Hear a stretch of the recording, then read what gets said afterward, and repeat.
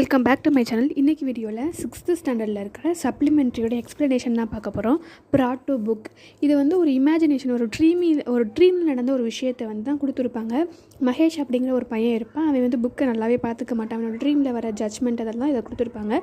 இல்லை ஜட்ஜாக வந்து நீதிபதியாக யார் இருப்பாங்கன்னா மேத்தமெட்டிக்ஸ், இந்த மேக்ஸ் புக்கு தான் இருக்கும். ஸோ ஒன் பை ஒன்னாக பார்த்துடலாம்.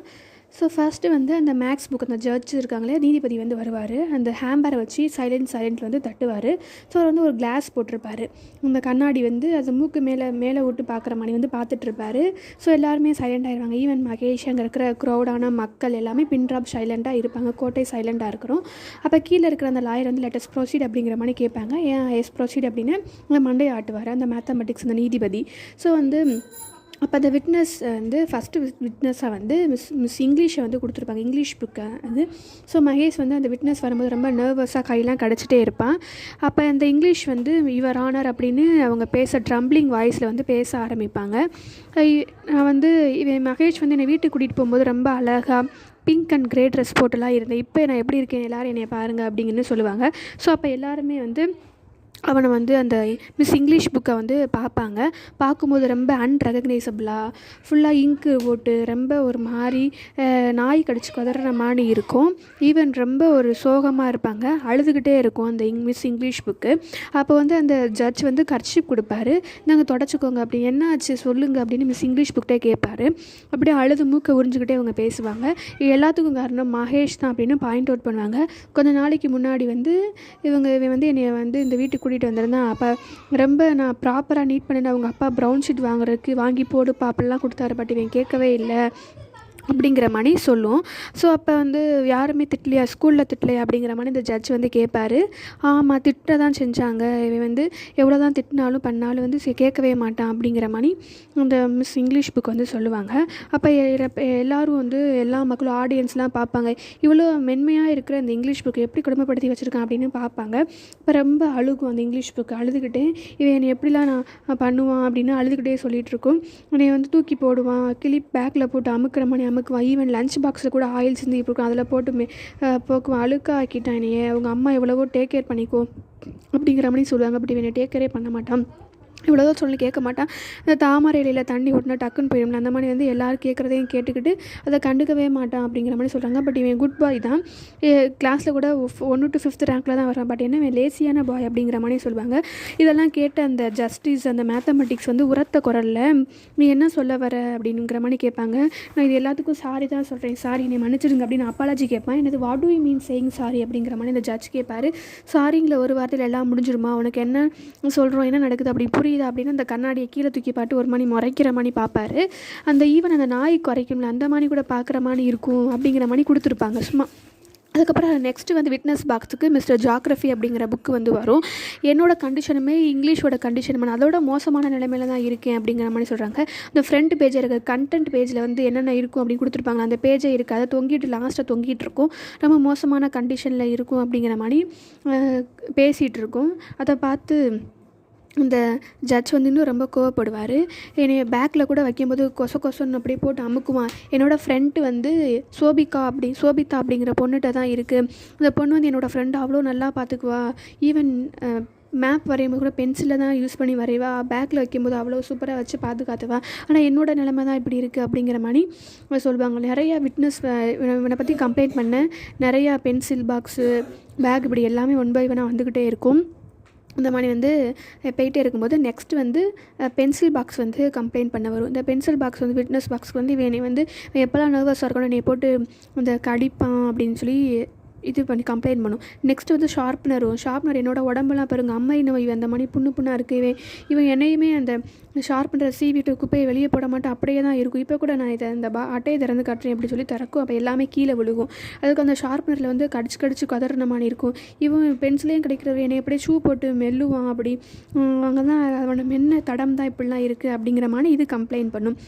இந்த மாதிரி ஒன் பை ஒன்னாக கம்ப்ளீட் பண்ணிகிட்டே இருக்கும்போது அடுத்த நெக்ஸ்ட்டு வந்து விட்னஸ் பாக்ஸில் வந்து ஸ்கூல் பேக் வரும். அந்த ஸ்கூல் பேக் வந்து என்னை போட்டு தரையில் இழுப்பானா, அதுக்கு ஒரு சிமெண்ட் முடியாக கூட இருந்துட்டு போயிடுவேன் போல் அப்படிங்கிற மாதிரி இந்த ஸ்கூல் பேக் வந்து கம்ப்ளைண்ட் பண்ணும். நான் எவ்வளோ அழுக்காக இருக்கேன் பாருங்கள் அப்படிங்கிற மாதிரி என்னோடய ஃப்ரெண்ட்ஸும் நானும் சந்தோஷமாக இல்லை, எனக்குள்ளே இருக்கிற ஃப்ரெண்ட்ஸும் சந்தோஷமாக இல்லை, போட்டு துணிப்பான் என்னோடய ஃப்ரெண்ட்ஸ் எல்லாம் அப்படின்னு சொல்லும். அதுக்கப்புறம் ஸ்மால் வாய்ஸில் வந்து ஒரு பேச வரும். அது வந்து நோட் புக் இந்த ரஃப் நோட்டுன்னு எழுதுவோம் இல்லையா ஹோம் ஒர்க்ஸில், அந்த ரஃப் நோட்டு சொல்லும்.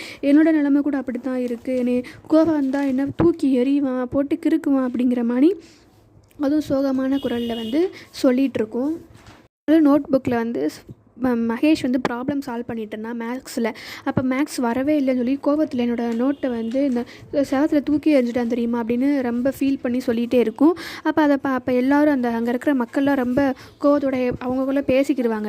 அப்போ அந்த ஜட்ஜ் வந்து சைலண்ட்டுன்னு தட்டுவார் அந்த ஹேம்பரை வச்சு, எல்லோரும் சைலண்ட் ஆயிடுவாங்க. அப்போ இப்போ வந்து எல்லாருமே சொல்லி முடிச்சிடுவாங்க. இப்போ வந்து ஜட்ஜ்மெண்ட் கொடுக்குற டைம் வந்துருச்சு.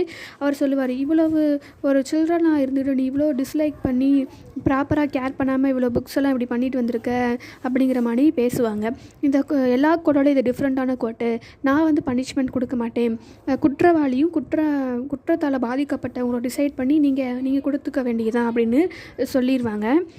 சொன்னதுக்கப்புறமா அவர் வந்து கேட்பார், எல்லா நோட் புக்கு பென்சில் பாக்ஸு எல்லா புக்ஸ்டையும் வந்து கேட்பார். அதுக்கு முதல்ல வந்து அவன் இப்படி கேட்கும்போது அவன் ரொம்ப பயத்தில் ஷூவை தலையில் தேய்ச்சிட்டு பயத்தில் இருப்பான். அதுக்கப்புறம் வந்து ஃபஸ்ட்டு வந்து நோட் புக் வந்து சொல்லும், என்னை செவத்தில் தூக்கி எறிஞ்ச மணி இவனை செவத்தில் தூக்கி எறியணும் அப்படின்னு ஒரு பனிஷ்மெண்ட்டை சொல்லும். அதுக்கப்புறம் பென்சில் பாக்ஸ் வந்து என்னையை போட்டு கடிச்ச மணி இவனும் நம்ம எல்லாரையும் போட்டு கடிக்கணும் அப்படிங்கிற மாதிரி பென்சில் பாக்ஸ் சொல்லும். அதுக்கப்புறமா வந்து அந்த பேக் சொல்லும், என்னை தலையில் போட்டு இழுத்த மணி இவனையும் நம்ம தலையில் போட்டு இழுத்துட்டு போகணும் அப்படின்னு சொல்லும். அதுக்கப்புறம் வந்து ஷார்ப்னர் வந்து இவன் மேலே எல்லோரும் ஏறி உட்காந்து இவனை கடிக்கணும் அப்படின்னு சொல்லுவோம். ஷார்ப்னர் வந்து எல்லோரும் கடிக்கணும். அது ஜாகிரபி புக் வந்து இவன் மேலே எல்லோரும் ஏறி வந்து உட்காந்து குதிக்கணும், அப்போ தான் இவனுக்கு வந்து புரியும் நம்மளை பற்றி அப்படின்னு சொல்லும் ஜாகிரபி புக்கு. இப்படி எல்லோரும் ஆர்குமெண்ட் பண்ணிகிட்டே இருப்பாங்க. மகேஷ் உடனே பயத்தில் நின்றுட்டுருப்பான். என்ன பண்ணி நம்ம ஓடி ஒளிகிறதுக்கு இடம் இல்லை அப்படின்னு பார்த்துட்ருப்பான். அப்போது ஒரு சாஃப்டான வாய்ஸில் இந்த இங்கிலீஷ் புக் எல்லோரும் அமைதியாக இருங்க ப்ளீஸ் அப்படின்னு சொல்லும். என்னை மன்னிச்சிடுங்க, நான் உங்களோட இந்த குறிக்கிறதுக்கு என்னை மன்னிங்க அப்படின்னு ஜட்ஜ்கிட்ட வந்து சொல்லுவார். அதெல்லாம் ஒன்றும் இல்லை, நீங்கள் உங்களோட ஒப்பீனியனை சொல்லலாம் அப்படிங்கிற மாதிரி இந்த மேக்ஸ் ஜட்ஜ் வந்து சொல்லுவார். இப்போ வந்து இவனுக்கு ஃபஸ்ட் டைம் தானே, நம்ம இவனுக்கு ஒரு சான்ஸ் கொடுக்கலாம், இவனை மன்னிச்சிடலாம், இவனுக்கு தெரியாது எப்படி கேர் பண்ணணும், ஒரு சின்ன பிள்ளைத்தனமாக தானே இருந்திருக்கா, ஒரு சான்ஸ் கொடுப்போம் அப்படிங்கிற மாதிரி பேசுவேன். இது எல்லோரும் இப்படி கொடுமைப்படுத்துன்னு சொன்னேன். அவன் கண்ணை மூடிருப்பான். திடீர்னு இந்த வாய்ஸ்க்கு கண்ணை திறந்து பார்ப்பான். பரவாயில்ல, இந்த இங்கிலீஷ் புக் நம்மளுக்கு வந்து ஹெல்ப் பண்ணுது, நம்மளுக்காக பேசுது அப்படின்னு ரொம்ப ஹாப்பியாக ஃபீல் பண்ணுவது சரின்னு சொல்லிட்டு இவங்க கொடுத்த இந்த ஐடியா வந்து எல்லாருமே இந்த பென்சில் பாக்ஸு எல்லா புக்ஸுமே அக்செப்ட் பண்ணிக்கிடுவாங்க. சரின்னு சொல்லிவிட்டு அவனை மன்னிச்சு விட்டுருவாங்க. இனிமேல் இப்படி பண்ணக்கூடாது, கேர்ஃபுல்லாக வச்சுக்கணும் அப்படின்னு சொல்லி அனுப்புவாங்க. அனுப்புனே மகேஷ் அப்படின்னு ஒரு சவுண்டு கேட்கும். Mahesh getup you will be late for the ஸ்கூலுக்கு டைம் ஆச்சு அப்படின்னு இங்கே கேட்டுகிட்டே இருக்கும். கண்ணை திறந்து பார்க்கும்போது இது எல்லாமே கனவு. இங்கே தான் ஒரு ஸ்டோரியோட ட்விஸ்ட்டு கொடுத்துருப்பாங்க. அதுக்கப்புறமா பார்க்கும்போது அவனோட புக்ஸ் எல்லாம் இருந்து பாதி பைக்குள்ளேயும் பாதி வெளியேயும் கிடக்கும். சில புக்ஸில் அங்கங்கே சதறி கிடக்கும். அவனோட இங்கிலீஷ் புக் மட்டும் அவனோட பெட்டில் அவன் தலையணைக்கு பக்கத்தில் இருக்கும். அதை பார்த்து வந்து சிரிப்பான். அதுதானே சப்போர்ட் பண்ணிச்சு. அதனால் கொஞ்சம் ஹாப்பியாக பார்ப்பான். அவங்க அம்மா வந்து டெய்லி பண்ணுற அந்த ஹவுஸ் ஹோல்ட் ஒர்க் வந்து ஹரிபரியாக ஸ்கூலுக்கு டைம் ஆச்சுன்னு பண்ணிகிட்டு இருப்பாங்க. அதுக்கப்புறம் அன்றைக்கி மார்னிங் வந்து உட்காந்து க்ளூ கம்லாம் போட்டு புக்கெல்லாம் ப்ராப்பராக அரேஞ்ச் பண்ணி பேக்கில் வந்து வச்சுட்ருப்பான். அவனுக்கு அந்த இயர் வந்து பெஸ்ட் லுக்டு ஆஃப்டர் புக்ஸ் அப்படிங்கிற மாதிரி ஒரு அவார்டும் கொடுத்துருப்பாங்க. அவ்வளோதான் இந்த ஸ்டோரி. இதை எழுதினவர் வந்து மதுமிதா குப்தா அப்படிங்கிற ஒரு ரைட்டர் தான் இந்த ஸ்டோரி எழுதியிருப்பார். கண்டிப்பாக இந்த ஸ்டோரி உங்களுக்கு பிடிச்சிருக்கும் நம்புறேன். இது ஒரு கனவுல நடந்த ஸ்டோரி. அதுக்கப்புறம் தான் எந்திரிச்சு பார்ப்போம் இது கனவு அப்படின்னு தெரியும். ஒரு புக்கை வந்து 6th ஸ்டாண்டர்டில் எதுக்கு கொடுத்துருக்காங்க அப்படின்னா, உங்களோட புக்கை வந்து எல்லோரும் ப்ராப்பராக மெயின்டைன் பண்ணணும், சும்மா தூக்கி போட்டு வைக்கக்கூடாது, நம்ம டீசெண்டாக இருந்தால் தான் அந்த புக்கை பார்க்கும்போது என்ன இருக்கும், படிக்கிறதுக்கான ஒரு மூடே வரும் அப்படிங்கிற மாதிரி மனநிலையில் இந்த ஸ்டோரியை வந்து எழுதியிருப்பாங்க. கண்டிப்பாக உங்களுக்கு யூஸ்ஃபுல்லாக இருக்கும் நம்புறேன். இந்த ஸ்டோரியை படிக்கிற நீங்கள் எல்லாருமே உங்களோட புக்கை வந்து ப்ராப்பராக நீட்டாக அரேஞ்ச் பண்ணுவீங்க அப்படிங்கிறத நம்புறேன். வீடியோ பிடிச்ச லைக் அண்ட் சப்ஸ்கிரைப் பண்ணுங்கள், உங்கள் ஃப்ரெண்ட்ஸ்க்கு ஷேர் பண்ணுங்கள். எக்ஸாமுக்கு யூஸ்ஃபுல்லாக இருக்கும். இன்னொரு புதுமையான லெசனை சந்திக்கலாம். டில் தென் டேக் கேர், பை.